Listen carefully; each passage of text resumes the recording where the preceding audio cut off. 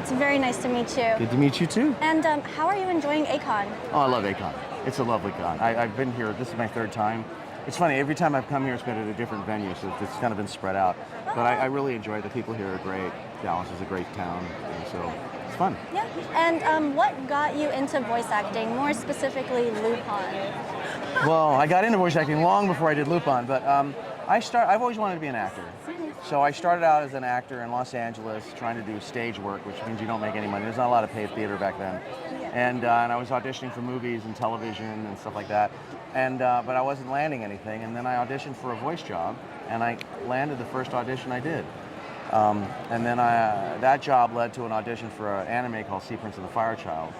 And I did that, and I landed the lead on that. So I thought, obviously, I should be a voice actor, not on camera. So I followed that path. And it just led me to a lot of stuff, Rick Hunter and Robotech. Then I stopped voice acting for a while, and I went behind the scenes and I produced Power Rangers and was head writer for that. And then when I left that, I started auditioning around, and that's when I was called to audition for Lupin. And it's one of the few big roles I had that I actually auditioned for. So I had to earn that one. Very interesting.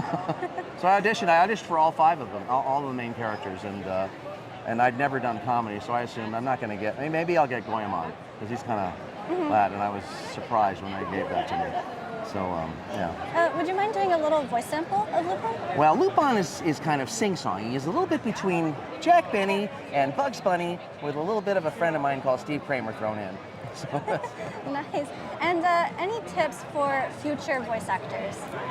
Yeah, voice acting is about acting, first and foremost. So the first thing you need to be is an actor. When everybody asks you, what's my first step? Your first step is to go take an acting class. It doesn't have to be expensive, community college, anything like that. Get up on stage, get in front of people, start learning how to perform. Because even though you're in a booth by yourself, you're still performing.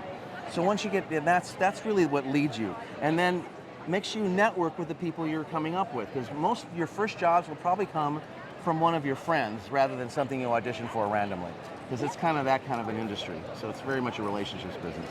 Well, it was very nice meeting you. Very nice to meet you too. Thanks a lot, everybody. Thank you.